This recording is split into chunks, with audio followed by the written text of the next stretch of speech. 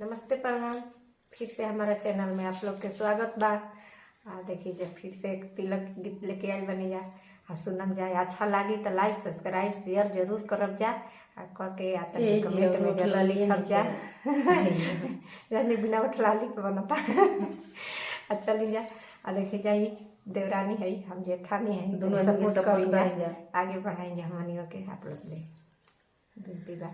पापा कवाना पापा हो बिछावे लगले झर के चौदरिया हो बिछावे लगले झर के चौदरी भैया कवलेजिया भैया हो पसार के बैठया अपन अंजूरिया हो पसार के बैठया अपन अंजूरी सरवा कवन सरवा हो चढ़ावे लगले एक नंबरिया हो चढ़ावे लगले एक नंबरी पापा कवन पापा हो घुमा के फेंकले एक नंबरिया हो घुमा के फेंकले एक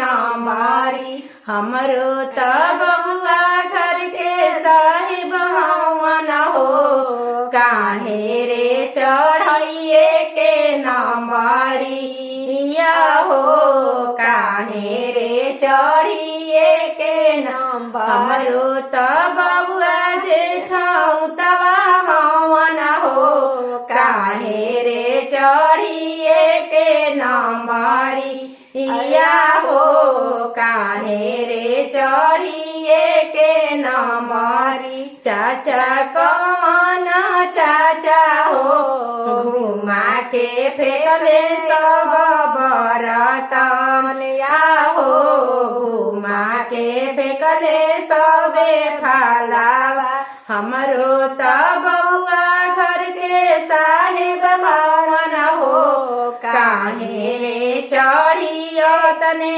बरतन आहो काहे रे चढ़ी सरल फलावा हमरो त बउआ कवलेजिया हवन हो काहे रे चढ़िए के नंबरिया हो काहे रे चढ़िए पापा कवन पापा हो घुचा के बैठाया अपन चौदरिया हो बिछावे लगला अपन चौदरी भैया साहिबवा भैया हो पसार के बैठाया अपन अंजूरिया हो पसार के बैठाया अपन अंजूरी।